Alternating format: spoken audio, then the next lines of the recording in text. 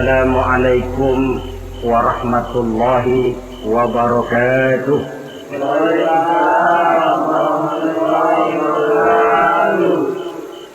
Alhamdulillah, wassalatu wassalamu ala sayyidina Rasulillah, sayyidina wa maulana Muhammad ibn Abdullah wa ala alihi wa sahbihi wa man tabi'ahu wa wala.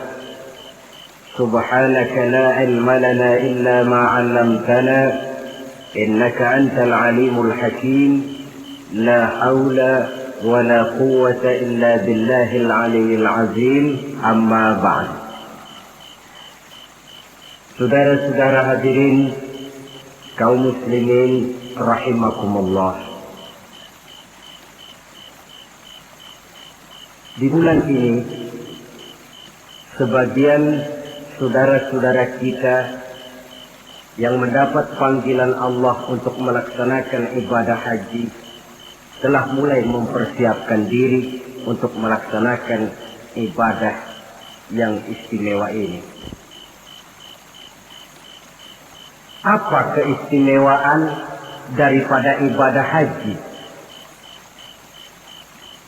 Pertama, ada ibadah yang dititik beratkan kepada kekuatan badan, yang disebut ibadah badaniyah.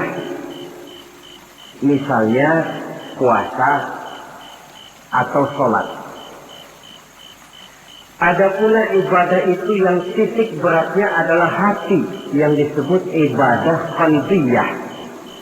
Umpamanya zikir khafi, zikir yang tersembunyi. Dan ada juga ibadah itu yang disebut ibadah maliyah, ibadah yang titik beratnya justru kepada harta, seperti zakat, infak atau sedekah. Adapun haji gabungan dari keseluruhannya, ibadah badaniyah, qalbiyah, maliyah. Badan ikut melaksanakan, hati turut juga, harta pun keluar. Bahkan kurang salah satu daripadanya, jelas tidak akan bisa terlaksana ibadah ini. Umpamanya badan sehat, hati pengen benar bikin uang tidak punya, terpaksa bengong. Atau uang ada, badan sehat, tapi hati belum kepengen.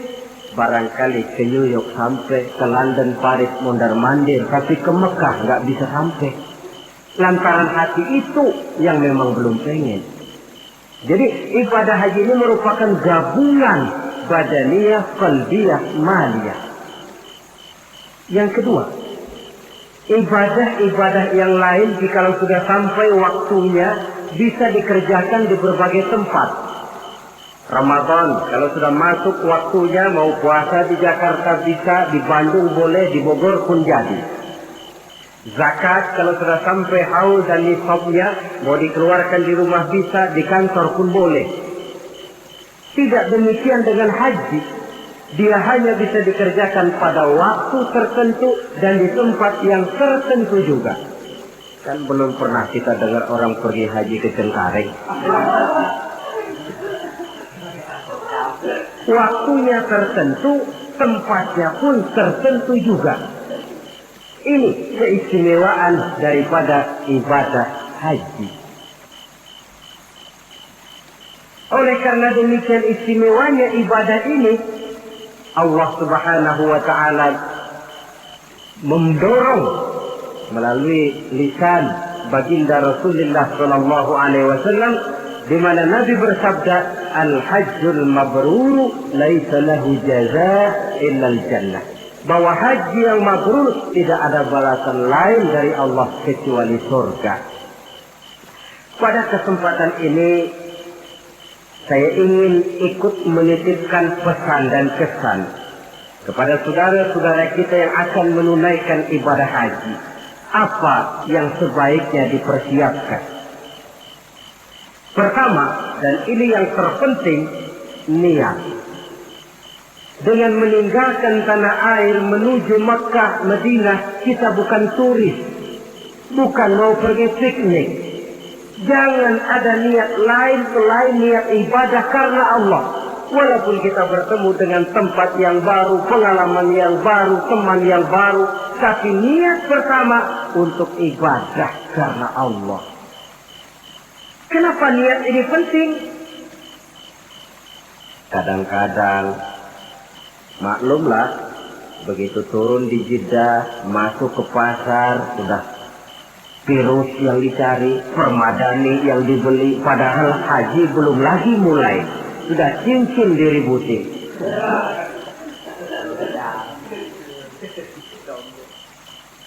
Nah, kalau niat kuat,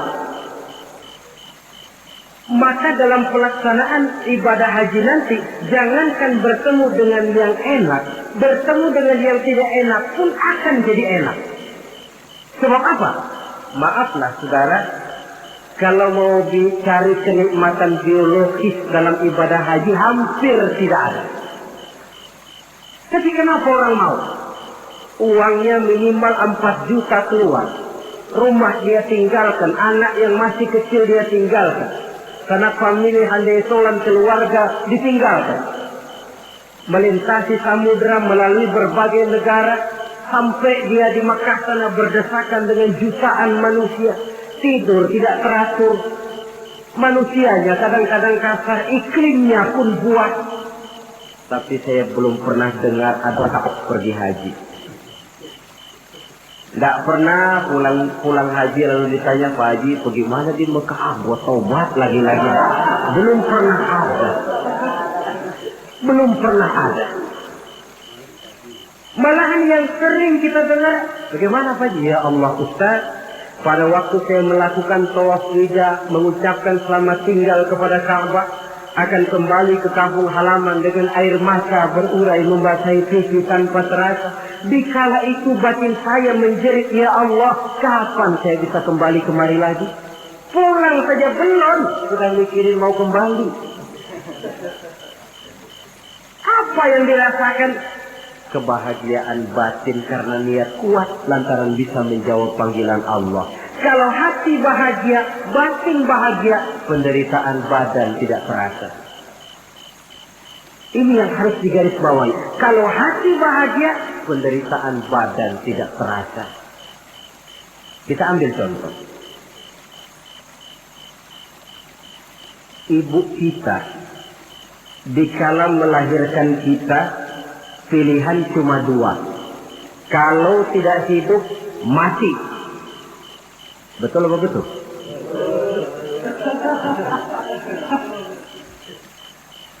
Di tengah kesakitan, penderitaan, dan kepedihan dia lahirkan anaknya dengan untayan air mata.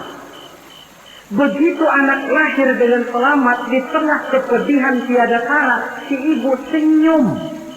Alhamdulillah, anak saya lahir dengan selamat. Sakit, pedih, menderita, tapi kalah oleh kebahagiaan hati melihat anaknya lahir dengan selamat.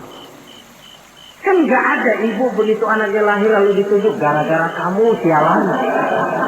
Gak ada.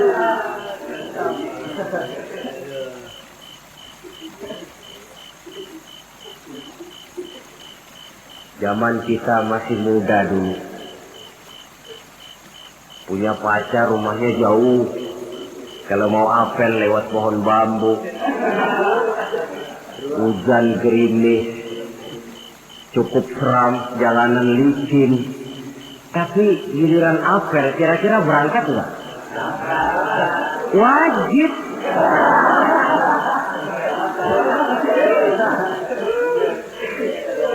Hilang rasanya itu jauh.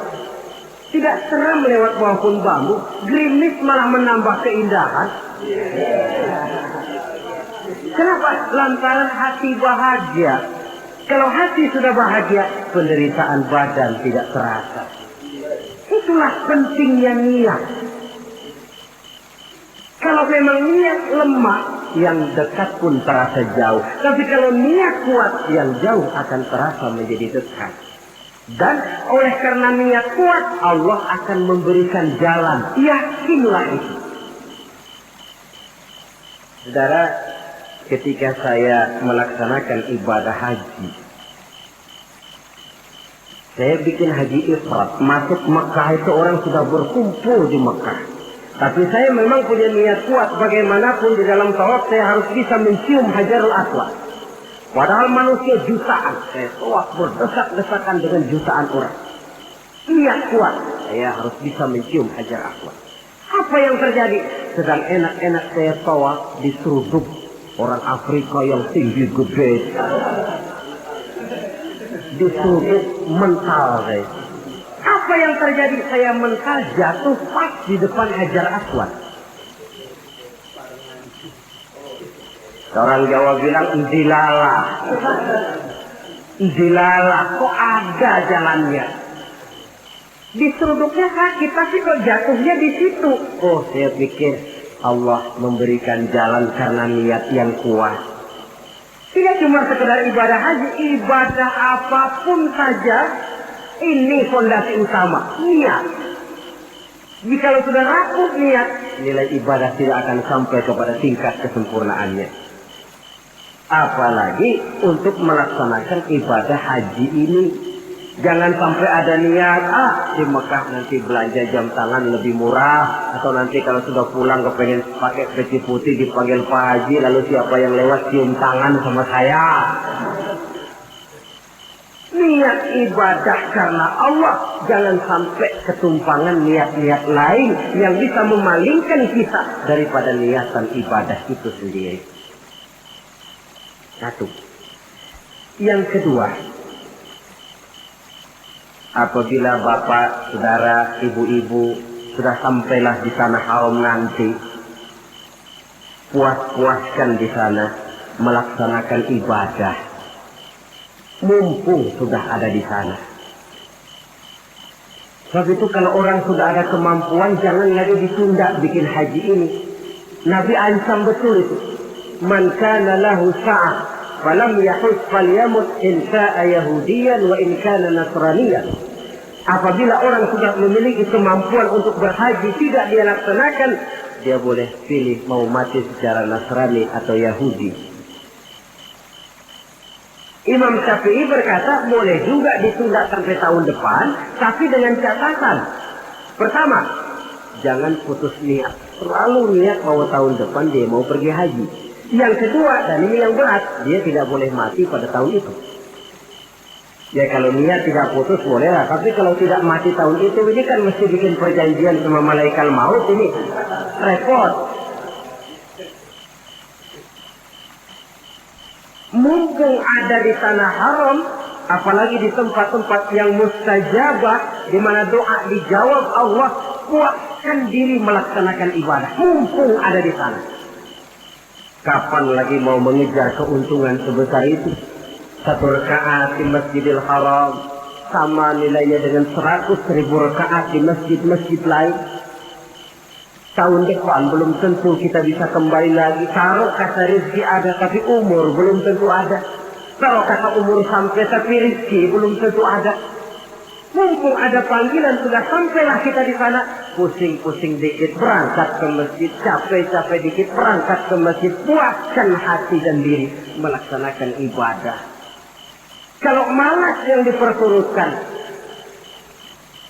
kan rugi, sudah buang waktu, tenaga, harta, tapi nilai ibadah tidak seperti yang diharapkan.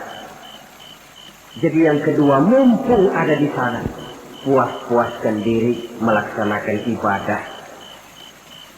Yang ketiga, kalau nanti sudah sampai di tanah haram, entah di Mekah dan Madinah, orang bilang Mekah Madinah itu taman mini akhirat.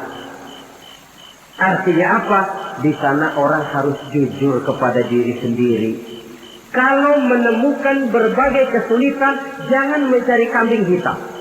Jangan mencari sebab pada diri orang lain. Cari sebab pada diri sendiri. Kalau di sini kan kita bisa saja berkata, gara-gara lu sih begitu, gue jadi begini. Orang lain kita kambing hitamkan. Di sana kalimat macam itu tidak berlaku. Semua kesulitan, semua hal-hal yang tidak menyenangkan yang menimpa kita, carilah sebab di dalam diri sendiri. Itu obat yang paling mujarab.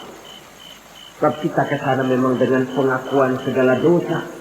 Seperti kata Abu Nuwas dalam syairnya, Ilahi abdukal asi ataka. Wahai Allah, hambamu yang penuh maksiat, berlumur noda dan dosa ini datang menghadapmu ya Allah, memohon ampunan dan taubat dari seluruh dosa.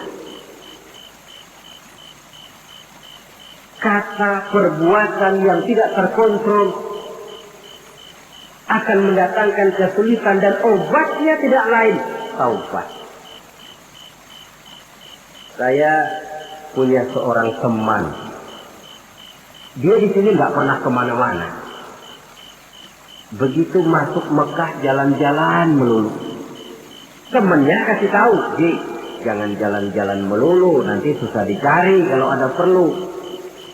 Nepuk dada. Anak Betawi nih nggak bakalan keder katanya. Sudah selesai dia jalan-jalan mau kembali ke rumahnya. Putar-putar nggak pernah ketemu tempat dia tinggal. Sampai 2 hari. Akhirnya dia bertemu seorang syekh. Tuan syekh, bagaimana saya ini? Sudah 2 hari mau pulang nggak ketemu rumah. Nah, kamu memangnya kenapa?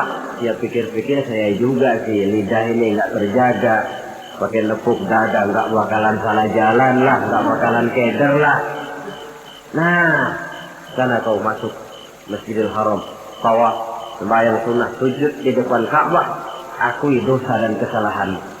Dia masuk, sholat sunnah, sujud di hadapan Allah, mengakui kesalahannya, keluar dari Masjidil Haram, kelihatan rumahnya. Itu yang saya maksud taman mini akhirat. Baik kata, baik perbuatan harus dijaga, dikontrol, jangan sampai masuk dalam apa yang dipesankan Allah. La rafasa wala fusuqa wala jidala fil hajj. Di dalam melaksanakan ibadah haji itu jangan sampai ada rafat. Rafat, kata-kata kotor, kata-kata yang bisa menimbulkan rangsangan. Fusuk, kata-kata yang keji, atau kata-kata yang sifatnya menyesali amalan. Umpamanya, coba gua nggak pergi haji 4 juta dibeliin bajai, tinggal nungguin setoran. Ini masuk fusuk juga. Wala jidal, pertengkaran. Maklumlah suhunya panas. Dalam kondisi panas temperatur mudah naik. Orang peka, sedikit tersinggung mudah marah. Lantaran air, lantaran makan, lantaran tunggu menunggu, bisa menimbulkan kemarahan. Oleh karena itu sekali lagi pesan saya yang ketiga, orang di sana harus jujur kepada diri sendiri. Jangan mencari kambing hitam kalau menemukan kesalahan, tapi carilah sebab di dalam diri kita masing-masing. Yang keempat, kalau sudah berkumpul kita dengan jutaan umat Islam di Mekah, di Madinah, tidak usah usil dengan amalan orang lain. Sebenarnya tidak cuma di sana, di sini pun seharusnya kita begitu. Tapi akan lebih real kalau kita lihat di sana. Kenapa? Akan macam-macam tingkah orang yang sholat itu. Ada yang sholat selesai takbir, tangannya berlenggang-lenggang saja. Ada yang sholat, malah saya pernah lihat sholat sambil gendong anak. Ada pula saya saksikan di sebelah saya betul. Dia bawa sebotol air zam-zam, dia sholat. Botol zam-zam ditaruh di sampingnya. Waktu dia lagi ruku, botolnya ketendang orang, menggelinding ke depan. Sambil ruku dia samperin tuh botol. Dia ambil, dia taruh lagi di sampingnya, dia terusin sholatnya. Apa lalu kita harus mencak-mencak sampean sholat begitu? Tidak betul. Kembalikan saja kepada ajaran Allah. Lana a'maluna walakum a'malukum. Kami akan mengerjakan amalan yang kami yakini benarnya. Tuhan pun persilakan mengamalkan amalan yang Tuhan yakini benarnya. Tidak usah usil dengan amalan orang. Ini juga seharusnya kita wujudkan dalam kehidupan di sini. Sebab apa? Maaf. Dalam proses perkembangan Islam di Indonesia, dia tidak pernah sunyi dari orang yang tidak senang melihat dia tumbuh dan berkembang dengan pesat. Orang yang tidak senang tentu berusaha bagaimana memporak-porandakan Islam ini. Menghantam Islam terang-terangan jelas tidak mungkin dan tidak berani. Kenapa? Bagaimanapun kondisinya umat Islam, bagaimanapun bodohnya umat Islam, ada satu hal yang positif. Apa itu? Fanatisme agama. Dia masih sanggup ngomong, Mas, gua emang kagak sembahyang, tapi agama gua lu acak-acak, gua bacok.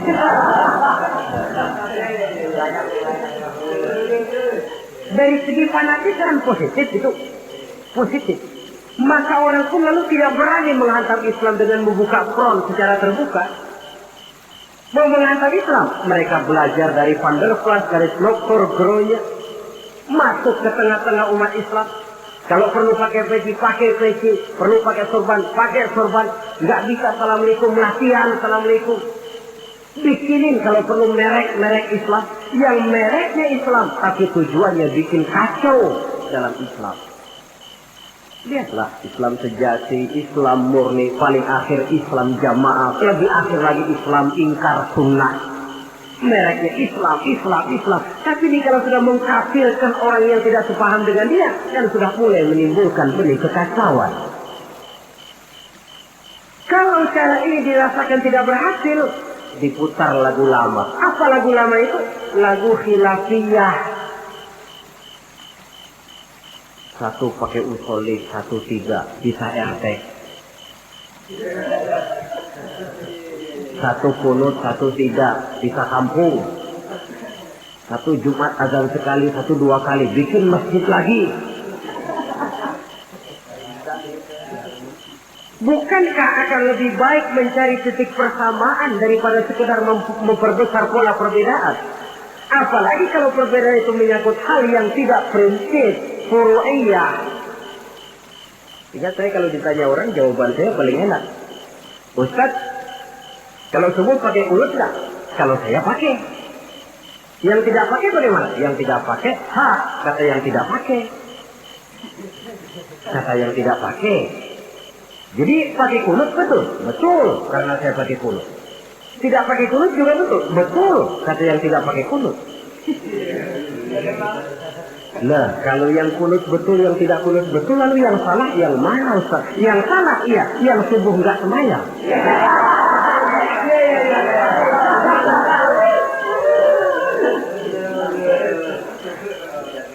Daripada ribut kita mempertengkarkan kunut, kan lebih baik membicarakan bagaimana teman-teman kita yang belum subuh supaya sholat subuh. Proyek garapannya ada, sasarannya jelas.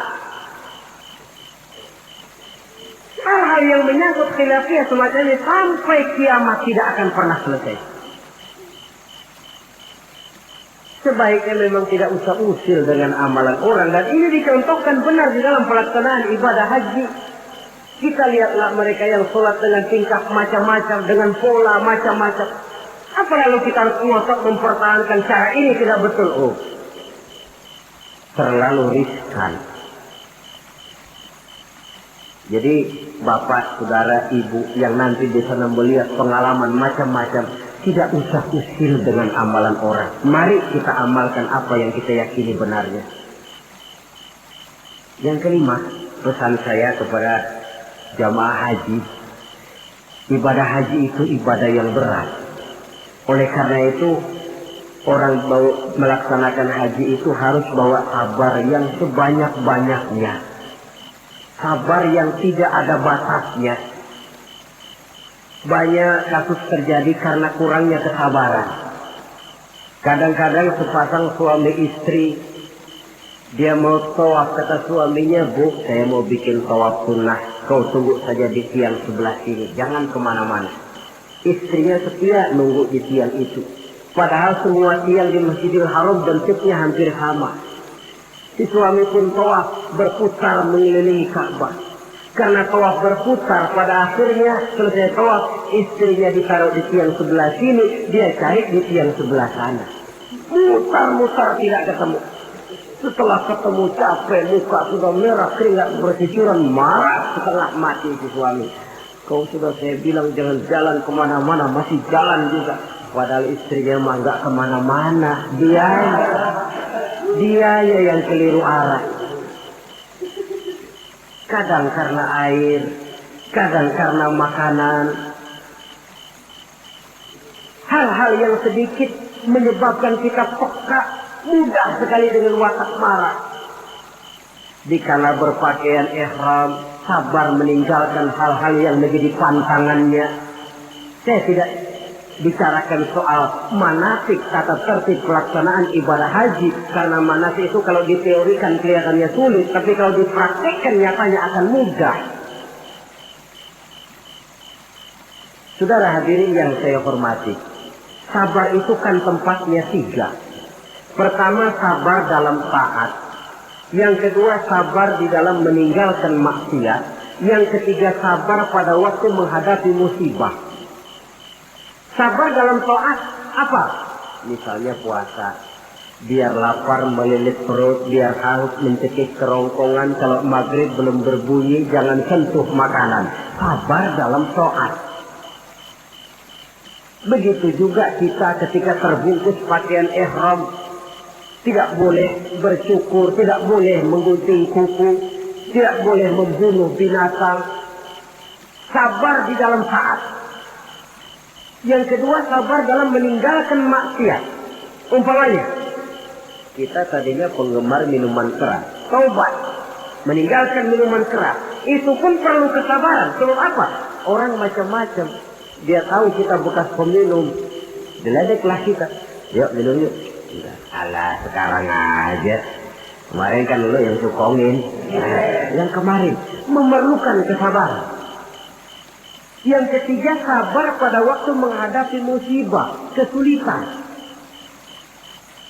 Apa konsepsi sabar yang hakiki dalam Islam? Sabar yang dijelaskan dalam Al-Quran ialah alladzina idza asabathum musibah qalu inna lillahi wa inna ilaihi raji'un. Orang yang sabar ialah orang yang apabila terkena suatu musibah kembali kepada prinsip dasar inna lillahi wa inna ilaihi raji'un. Kami berasal dari Allah dan kami akan kembali kepada Allah. Bukan cuma pengucapannya tapi penghayatannya. Kalau suatu saat kita terkena musibah, kembali kepada konsepsi dasar inna lillahi wa inna ilaihi raji'un. Kami berasal dari Allah dan kami akan kembali kepada Allah. Bukan cuma sekedar ucapannya, tapi penghayatan kepada kalimat itu. Misalnya apa? Kalau suatu saat kita kehilangan harta, kembali kepada inna lillah. Dulu pun ketika saya hadir ke alam ini saya tidak bawa harta. Kalau sekarang hilang, inna lillah wa inna ilaihi raji'un. Kalau suatu saat kita harus melepaskan pangkat dan jabatan yang kita cintai, kembali kepada konsep inna lillah. Dulu pun ketika lahir ke alam ini tidak ada pangkat dan jabatan yang saya bawa. Kita kadang-kadang dapat musibah, ditinggal mati, sedih, innalillahinya tidak mau berhenti dari mulutnya, tapi nangisnya pun juga tidak mau berhenti juga. Penghayatan kepada kalimat itu yang berkurang. Jadi jikalau sadarlah kita, kisah dari Allah kembali kepada Allah. Dalam kata kita ini termasuk pangkat, jabatan, harta, semua yang kita miliki. Dari Allah berasal kepada Allah juga dia kembali. Artinya sudah punya satu fondasi menghadapi musibah. Sebab beratnya suatu pukulan akan terasa agak ringan kalau kita sudah siap, ketimbang kita tidak siap walaupun bobot pukulannya sama. Karena itu melaksanakan ibadah haji harus dilatar belakangi dengan kesabaran yang hampir tidak ada batasnya. Inilah pesan saya. Kemudian kesan-kesan yang kita dapatkan dari pelaksanaan ibadah haji, saudara. Pertama, dengan melaksanakan ibadah haji itu kita akan melihat langsung sumber tempat timbulnya agama. Melihat tempat di mana Rasulullah dilahirkan. Melihat tempat di mana wahyu pertama kali diturunkan. Melihat tempat medan terjadinya perang Badar, perang Uhud. Dari menyaksikan langsung tempat timbulnya agama, timbul at-tamalluk ad-diniyah. Rasa memiliki agama, sense of belonging. rasa kecintaan kepada agama dengan mengadakan analogi dan perbandingan. Ya Allah, para sahabat dulu, karena iman yang dijaga, karena agama yang dibela, mereka hijrah dari Makkah ke Madinah 450 kilo lebih, menempuh perjalanan gurun pasir yang gersang dan tandus. Zaman itu kendaraan paling deek onta.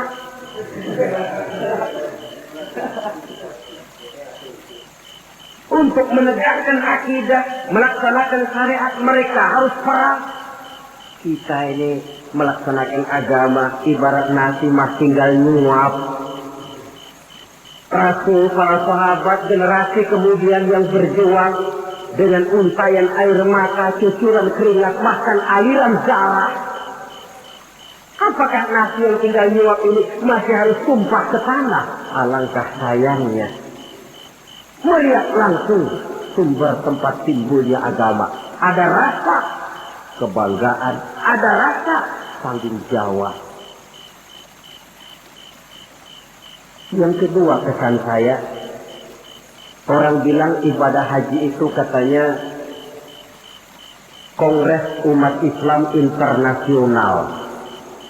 Kita sudah melihat Islam dalam skala yang makro, dalam bentuk nuansa pandangan yang luas. Apa artinya ini? Artinya seorang muslim itu tidak boleh bermental seperti katak di kolong tempurung, merasa diri paling besar karena tidak pernah kemana-mana. Tapi dilihat Islam dalam kancah internasional, sejak dari warna kulit sampai kepada bahasa, sampai kepada bentuk manusia, macam-macam berkumpul. Tapi apa? Dibungkus dengan pakaian yang sama, membaca bacaan yang sama, melaksanakan ibadah yang sama, menyembah Allah Tuhan yang sama, membaca bacaan yang sama. Dari sekian persamaan timbul ikatan spiritual bahwa muslim bersaudara, bahwa Islam ini luas. Bukankah sering terjadi kadang-kadang orang melihat Islam seperti orang buta melihat gajah? Frame of reference, kacamata pandangan yang dia gunakan fisik. Ada 3 orang buta dilepas ke kebun binatang, disuruh kenal gajah. Saya yakin laporannya pasti lain-lain. Kata orang buta pertama, lapor, gajah tipis lebar kayak kipas. Kenapa? Karena yang dia pegang cuma kupingnya. Orang buta kedua tentu ngotot, salah. Yang betul saya, gajah gede tinggi kayak pohon kelapa. Sebab yang dia pegang kakinya. Orang buta ketiga ngotot, dua-duanya salah Pak. Yang paling betul mah saya. Kalau gajah mah Pak, kecil panjang kayak ular. Sebab yang dia pegang ekornya. Salahkah mereka? Tidak salah, cuma datanya kurang lengkap. Bahwa gajah macam kipas, betul telinganya. Bahwa gajah macam ular, betul ekornya. Tapi gajah secara total adalah gajah yang bukan kipas, bukan ular, bukan pula pohon kelapa. Ini yang fisik dan tidak mendidik, kadang-kadang baru kenal kuping gajah, kemana-mana sudah pidato. Saudara-saudara, gajah tipis lebar kayak kipas. Diundang lagi ke tempat sebelah sana, begitu lagi pidatonya. Buat orang yang sudah kenal gajah, dia diketawain. Buat orang yang belum kenal gajah, dia malah menyesatkan. Dua-duanya sama tidak mendidiknya. Nuansa pandangan yang luas. Yang ketiga, kesadaran hidup. Dari mana ini dimulai? Dari pertanyaan dikala kita merenung di padang Arafat yang terhampar luas membentang, sejauh mata memandang cuma tenda-tenda putih 2 yang nampak. Dari mana kita datang? Di mana kita sekarang? Mau kemana kita akan pulang? Dikala itu air mata berurai membasahi sisi tanpa terasa. Inilah barangkali taman miliknya padang mahsyar di akhirat nanti. di mana kita melepaskan semua status sosial. Dikala itu jenderal tidak akan dipanggil jenderalnya, dikala itu yang intelek dan yang awam tidak tahu lagi kita, dikala yang kaya dan yang miskin sudah sulit dibedakan. Bukankah itu pantulan daripada kehidupan yang pasti akan kita temui? Lalu dunia ini apa? Persis kalau diibaratkan dunia ini cuma sekedar sebuah panggung sandiwara. Sang sutradara Allah Subhanahu wa ta'ala, penonton malaikat, panggung sandiwaranya dunia ini, pemainnya seluruh manusia, skenarionya Quran dan Sunnah. Sutradara berjanji kepada pemain-pemain yang bermain dengan baik sesuai dengan petunjuk dalam skenario Quran dan Sunnah akan diberikan piala citra berupa surga. Tapi mereka yang menyimpang dari teks skenario sampai panggung sandiwara kacau, mereka pun akan mendapat imbalan yang sesuai. Saya Ustaz, ini peran saya dalam panggung sandiwara dunia ini. Saudara pegawai, saudara pedagang, saudara seniman, peran yang sedang kita pegang. Peranan kita pasti akan selesai dengan dua kemungkinan. Pertama, memang skenario-nya mengharuskan peranan kita sampai di situ. Selesai. Itu apa itu? Ajal. Yang kedua, panggung sandiwaranya yang memang sudah harus dibongkar. Apa itu? Kiamat. Jikalau panggung sandiwara ini sudah dibongkar, jikalau dalam teks memang peranan kita sudah habis sampai di situ, kembalilah kita kepada sang sutradara. Apa lagi yang kita bawa? Kata Nabi, yutba'ul mayyitu salasah. Orang jikalau dia mati, selesai peranannya, yang mengantar ke kuburnya tiga. Ahluhu wa maluhu wa amaluhu. Hartanya, keluarganya, amalnya. Gantar dia ke kubur. Tapi yang dua pulang lagi. Siapa yang pulang lagi? Pertama ahluhu, keluarganya. Tidak seorang keluarganya yang bagaimana cintanya kepadanya yang mau ikut masuk ke dalam. Istrinya yang katanya sayang betul sama dia, yang waktu muda dulu pernah berjanji buat hidup semati di bawah pohon pete dengan senandung irama. Dikala muda dia berkata, "Bang, apalah artinya hidup ini tanpa engkau di sisiku, Bang? Hampa rasanya hidup ini." Tapi ketika suami masuk ke liang lahat, dia akan berkata, "Sampai sini saja Mas, saya ngantar emas. Saya rela Mas berangkat duluan." Temannya yang katanya sayang betul sama dia, waktu kuburnya diuruk paling keras injekin tanahnya. Mungkin ratusan mobil pelawat mengantar ke kubur, dilepas dengan pasukan kawal kehormatan, turun ke liang lahat dengan tembakan salvo 21 kali, 5 truk karangan bunga duka cita. Bila selesailah upacara pemakaman, selesailah yang selesai, tinggallah yang tinggal. Pasukan kawal kehormatan akan kembali ke asrama. Untayan bunga duka cita yang 5 truk akan jadi onggokan sampah.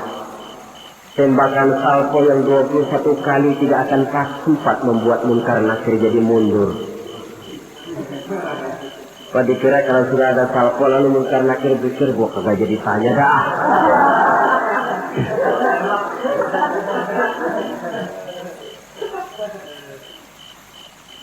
Harta pun tidak ikut masuk ke dalam. Mobil cuma parkir di pelataran kubur. Yang setia menemani kita, the best friend, sampai masuk ke dalam itu tidak lain nilai amal yang kita kerjakan di dalam kehidupan ini. Maka hidup hakikatnya kesempatan untuk berbuat amal. Kata Allah, "Wallazi khalaqal mauta wal hayata liyabluwakum ayyukum ahsanu amala." Dialah Allah yang telah menciptakan hidup dan mati untuk menguji kamu, siapa di antara kamu yang paling banyak amal kebajikannya. Hidup adalah kesempatan berbuat baik. Nah, status sosial Di padang Arafat saja sudah tidak berlaku. Pernah terjadi seorang jenderal, dia sedang mencium Hajar Aswad karena terlalu lama kepalanya ditarik orang Baduy yang hitam itu. Dia marah mau dipukul si Baduy itu. Sabar Pak. Ini orang kurang ajar Ustaz. Saya kan jenderal. Saya belum pernah digitukan orang. Iya, jenderal kan di negara kita Pak. Di sini kan Ka'bah. Jenderal nggak laku di sini. Di sini ini kita harus jujur kepada diri sendiri. Kalau kepala kita diangkat orang, barangkali kita di sana sering ngepelakin kepala orang. Oh ya, terbuka saja. Memang kita kemarin ini mau membersihkan diri, ibarat baju. Kita datang bawa baju kotor, berharap pulang mau bawa baju bersih yang bisa disimpan dalam lemari. Tentu saja baju itu mesti dicuci. Dicuci artinya disabuni, digilas, dijemur, disetrika. Wajar menemui kesulitan-kesulitan untuk pemutihan pribadi yang telah dilumuri oleh dosa dan kesalahan. Saudara hadirin, luasnya nuansa pandangan menyebabkan kita tidak berpikir secara fisik, tapi mampu melihat persoalan dari sudutnya yang luas. Itu yang saya rasakan di dalam pelaksanaan ibadah haji.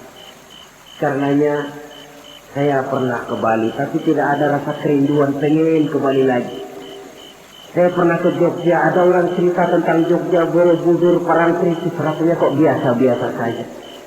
Saya pernah ke Mekah, tapi tiap kali orang cerita Ka'bah, tiap kali orang cerita Sa'i, tiap kali orang cerita wukuf, terbayang kembali semua itu, kerinduan untuk kembali lalu menggebu-gebu. Suatu kenikmatan yang tidak bisa dilukiskan dengan kata-kata. Hanya mereka yang sudah melaksanakan yang tahu semua itu.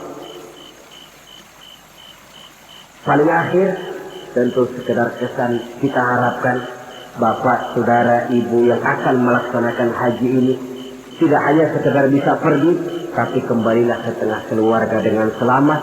Dan yang paling penting, membawa haji yang mabrur. Apa yang haji mabrur itu? Ukuran hakikat haji mabrur itu wallahu a'lam. Allah saja yang maha tahu. Tapi kita bisa lihat zahirnya. Bagaimana zahirnya? Apa kalau haji mabrur itu kemana-mana tidak pernah lepas peci putih? Mungkin. Apa harus selalu pakai gamis? Mungkin, tapi itu sekedar kulit. Kulit sih bisa dibikin-bikin. Kulit penting, isi penting. Saudara dapat duren di jalanan, isi doang, kulitnya nggak ada. Kira-kira mau makan nggak? Jadi kulit penting, isi penting. Lebih penting daripada kulit adalah isi. Artinya apa? Jiwa haji. Bukan cuma sekedar pakaian haji, tapi berjiwa haji yang ditempa oleh pengalaman di Mekah, Madinah, dan di tempat-tempat bersejarah lainnya. Membekas dan membayang dalam gerak hidup kita.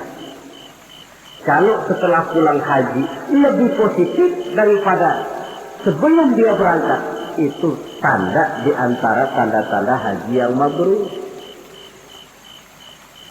Sebelum berangkat haji, sholatnya masih agak belang-belang. Setelah pulang haji, full. Tidak ada belangnya lagi. Sebelum berangkat haji, kulitnya 17 setan. Setelah pulang haji, berubah menjadi orang yang dermawan. Itu tanda mabrur. Sebab apa? Di masyarakat haji ini barometer. Orang sering bilang, kenapa lo maghrib kok nggak ke masjid? Itu aja yang Pak Haji masih di perapatan. Pak Haji katanya. Padahal kan tidak mesti begitu. Tapi masyarakat kadang menilai itu sebagai figur. Ini yang harus kita hati-hati. Makanya tidak heran dalam komposisi rukun Islam, ibadah haji diletakkan yang kelima. Kenapa? Sabda Nabi, buniyal Islamu ala khamsin. Kalau Islam ibarat rumah, maka rumah ini didirikan di atas 5 unsur. Kita bandingkan Islam dengan rumah. Orang kalau mau bangun rumah sebelum pasang tiang, kusen, jendela, kan yang paling dulu dia bikin fondasi.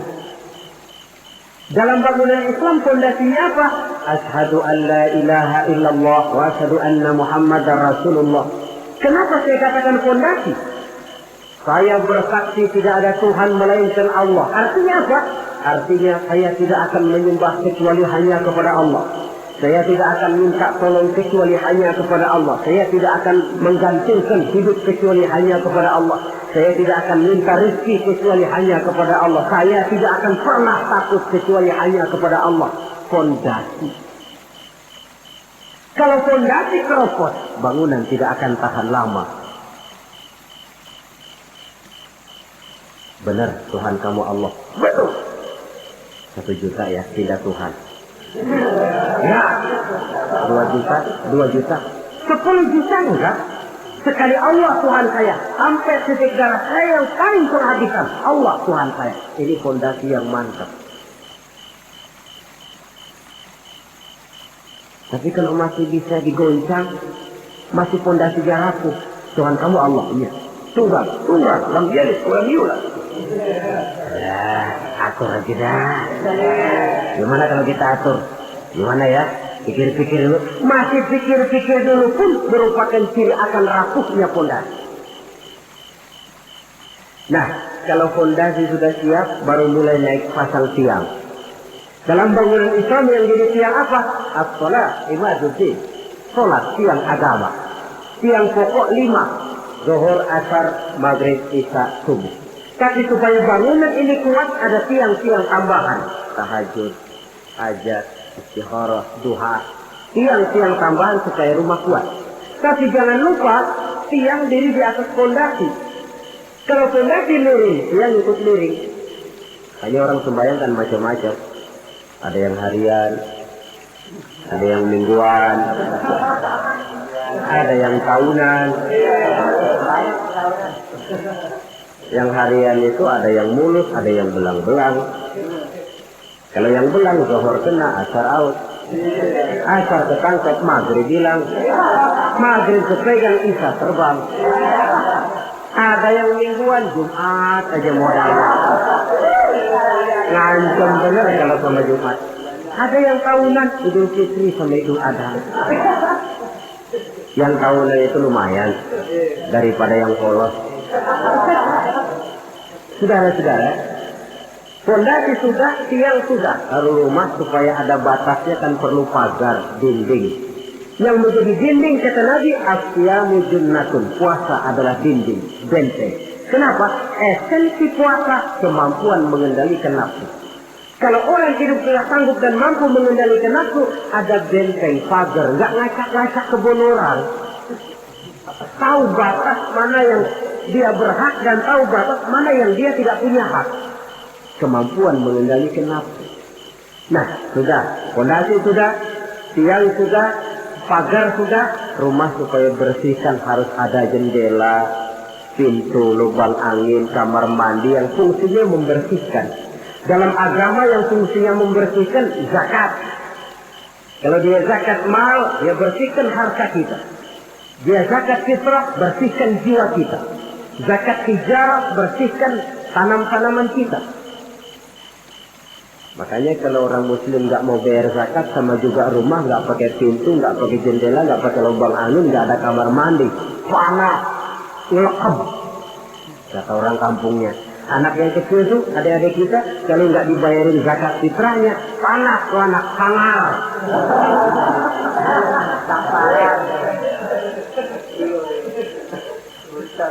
Nah, lalu kalau sudah alat-alat pembersih sudah, mulai naik kap di atas, tinggi, kapnya putih, haji. Kalau kita kan masih kap hitam. Kalau sudah naik kap, biasanya rumah itu kan sudah agak adem. Artinya apa? Orang kalau sudah selesai menunaikan ibadah haji, temperamennya, jiwanya, pembawaannya lebih mapan, lebih matang, lebih dewasa, pertimbangannya lebih banyak. Kenapa? Skalanya sudah skala pasang kap. Dia sudah harus menjadi panutan di dalam kehidupannya, menaungi. Maka ibadah haji itu menaungi kepribadian orang. Di satu pihak kita ngukur-ngukur juga. Kalau kemarin saya masuk ke gedung bioskop terang-terangan, barangkali tidak begitu malu. Sekarang kan sudah haji, cukup sewa video aja dah setel di rumah umpamanya. dari segi memelihara kepribadian, dia sudah merupakan satu benteng. Apalagi untuk hal-hal yang merupakan aib, hal-hal yang akan menghancurkan martabat dan ketinggian orang itu sendiri. Ibadah haji lebih menaungi kepribadian seseorang. Oleh karena itu, sangat dianjurkan mereka yang sudah memiliki kemampuan untuk sampai ke sana, janganlah ditunda sampai tahun berikutnya. Orang berkata, Ustaz, saya belum bisa baca apa-apa, begitu. Berangkat. Soal di sana nanti membaca, kalau ada mutawif, ada mutawif. Tawaf kita bisa membaca bukunya, paling kurang ada pembimbingnya. Daripada nunggu hafal semua, saya kira Ustaz juga jarang yang hafal bacaan-bacaan itu. Iya, kalau masih hidup. Tapi kalau sudah keburu mati, itu belum sempat hafal. Contoh saja, tiap putaran tawaf memang bacaannya lain. Putaran pertama baca ini, putaran kedua baca ini. Kalau harus hafal semua kan sulit. Tapi Islam prinsipnya la yukallifullahu nafsan illa wus'aha. Allah tidak pernah memberikan beban kepada seseorang kecuali sesuai dengan batas kemampuannya. Kalau baca sama sekali tidak bisa, baca saja doa sapu jagat. Tiap putaran, Rabbana atina fid dunya hasanah wa fil akhirati hasanah wa qina azabannar. Putaran kedua, Rabbana atina fid dunya hasanah. Boleh dan sah. Watak hukum Islam ini kan elastis. Tidak kalau sudah begitu ya mesti begitu. Aku tidak. Yang sering kaku kita umat Islam ini. Allah memerintahkan sesuatu.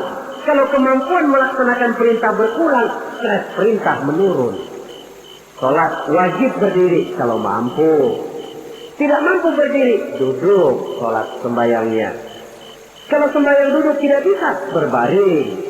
Kalau berbaring pun tidak sanggup, sembayang dengan isyarat. Kalau sembayang dengan isyarat masih tidak bisa, sembayang dalam hati. Kalau sembayang dalam hati tidak pula sanggup, disembayangi. Kalau dengan hati sudah tidak bisa kan sudah innalillahi namanya. Kalau kemampuan melaksanakan perintah berkurang, stres perintah juga menurun. Watak elastisitasnya hukum Islam. Tidak kaku, tidak kalau sudah begitu ya harus begitu tidak. Suatu hari seorang datang melapor, halaktu ya Rasulullah, ya Rasul celaka saya. Ma'ahlaka, apa yang bikin kamu celaka? Waqa'tu ala imra'ati fi Ramadan. Saya lagi puasa Ramadan, saya enggak tahan ya Rasul. Lalu saya nyelonong sama istri saya siang-siang. Nyelonong bagaimana? Ya nyelonong. Rupanya pengantin baru, tapi jujur, salah laku. Ya sudah, kalau memang begitu bayar dendanya. Apa ya Rasul? Bebaskan budak. Waduh, saya tidak punya budak ya Rasul. Betul. Kau puasa 2 bulan bersuruh-suruh, tidak boleh diselang-seling. Enggak kuat ya Rasul. Enggak kuat.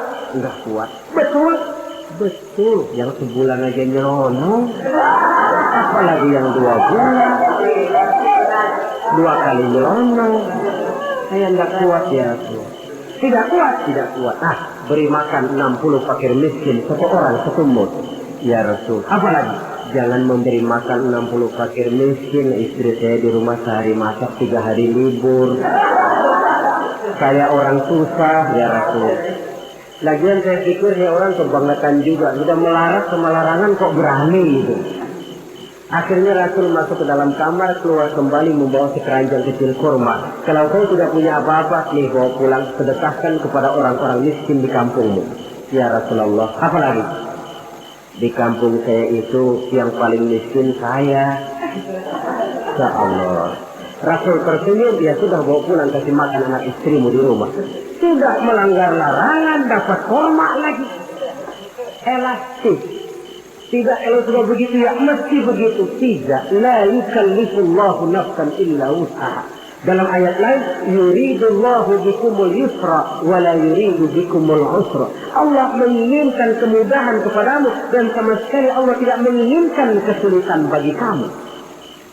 Dalam surah Thaha lebih jelas lagi, ma anzalna 'alaikal qur'ana litashqa illa tadhkiratan liman yakhsha.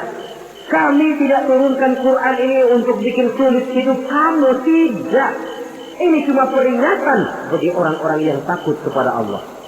Quran, Islam, syariat yang dibawa Rasul tidak untuk menyulitkan manusia, tetapi justru untuk peringatan dan membawa manusia kepada kebahagiaan sejak dari dunia ini sampai ke akhirat nanti.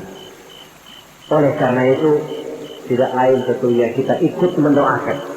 Mudah-mudahan saudara-saudara kita yang tahun ini melaksanakan ibadah haji, semoga mereka selamat pulang perginya, kembali ke tengah-tengah keluarganya dengan membawa haji yang mabrur. Dan kita pun yang tahun ini belum beroleh panggilan, mudah-mudahan tahun depan atau tahun-tahun berikutnya dipanggil Allah, supaya kita juga bisa merasakan nikmatnya ibadah di Masjidil Haram, di Masjidil Nabawi, dan di tempat-tempat yang mustajabah lainnya. Sekianlah saudara-saudara pertemuan kita pada saat ini. Mudah-mudahan ada manfaatnya. Terima kasih banyak atas segala perhatian. Mohon maaf atas segala kekurangan. Maklumlah ibarat kata pepatah, wa qad yurja li jarhi sayfi bur'un wa la bur'u lima jarahal lisan. Kalau pedang lukai tubuh, masih kan ada harapan sembuh. Kalau lidah lukai hati, kemana obat hendak dicari. Untuk itu saya mohon maaf. Usikum wa nafsi bitaqwallah. Aqulu qawli hadza wa astaghfirullahal azim li wa lakum. Wassalamu alaikum warahmatullahi wabarakatuh.